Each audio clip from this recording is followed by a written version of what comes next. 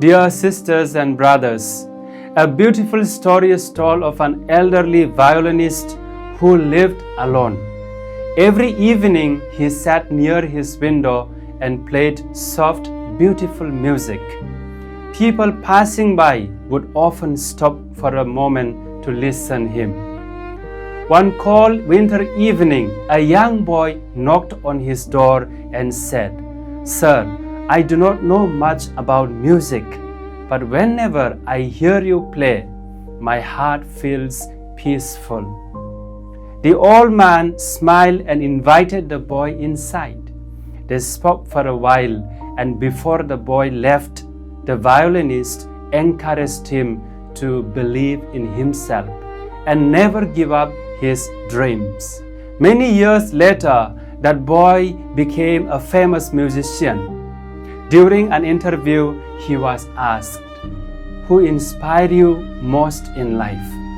He replied, "An old man who opened not only his door, but also his heart." One act of welcome changed a life. The readings of this Sunday carry the same message. They invite us to open our hearts to God and to one another. The woman of Shunem opened her home to the prophet Elisha. St. Paul reminds us that through baptism we belong to Christ. And Jesus teaches us that whoever welcomes other in His name welcomes Him. Together, these readings offer us four important messages for our Christian life. First, make room for God.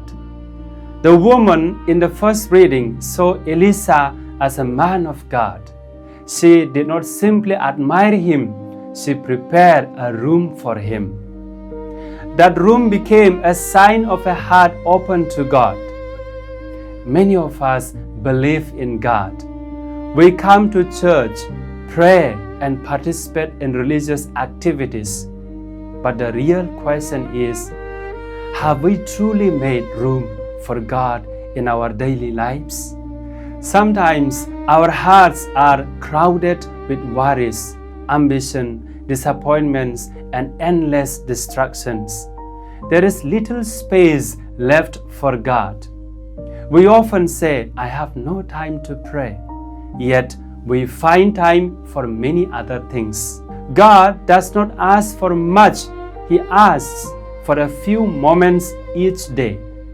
He asks us to listen to Him, trust Him, and allow Him to guide us. When God finds a place in our hearts, He begins to transform our lives. As St. Augustine said, "Our hearts are restless until they rest in You, O Lord." Many people today are searching for peace. The truth is that peace is not found in possessions, achievements, or popularity. Peace is found when God is given first place in our lives. Second, put Christ first. In the Gospel, Jesus says something challenging. "Whoever loves father or mother more than me is not worthy of me." Jesus is not asking us to love our families less. He is asking us to love Him first. Why? Because when God comes first, everyone else is loved better. A person who truly loves God becomes more patient, more forgiving, more understanding, and more compassionate. When Christ is not at the center, relationships often become selfish. We love others as long as they meet our expectations. But Christ teaches us to love even when it is difficult. Third, carry the cross with love. Jesus says, "Whoever does not take up his cross and follow me is not worthy of me." Nobody likes the cross. We all pray for a life without struggles, disappointments, sickness, or pain. Yet, every person carries some cross. For one person, it may be illness. For another, family problems. For another, loneliness, failure, or uncertainty about the future.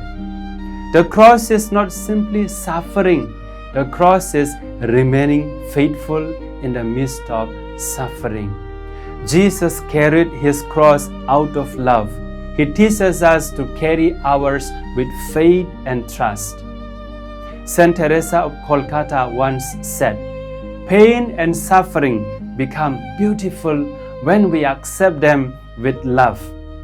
When we unite our struggles with Christ, our crosses no longer destroy us, they become pathways to growth, compassion, and holiness. Finally, small acts of love change lives. At the end of the Gospel, Jesus gives a beautiful promise.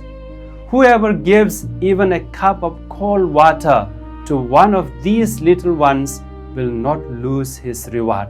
Jesus does not speak about great miracles or extraordinary achievements. He speaks about a cup of water. Why? Because God sees what the world often overlooks: a kind word, a sincere smile, a visit to a lonely person, a patient conversation, a helping hand, and a simple act of encouragement. These small things can heal wounded hearts. Many people around us are carrying silent struggles. They may appear strong on the outside, but are hurting within. Sometimes the greatest gift we can offer is our presence. The elderly violinist in our story did not give money or fame to the young boy. He simply welcomed him and encouraged him. Yet that simple act changed a life forever. We may never know how much our kindness means to another person. Dear friends, let us become people who welcome God, who put Christ first, who carry the cross with courage, and who spread love through small acts of kindness. Then, like the woman of Shunem, our lives will become a dwelling place for God. And like the elderly violinist, we may discover that a simple act of love can change someone's life forever.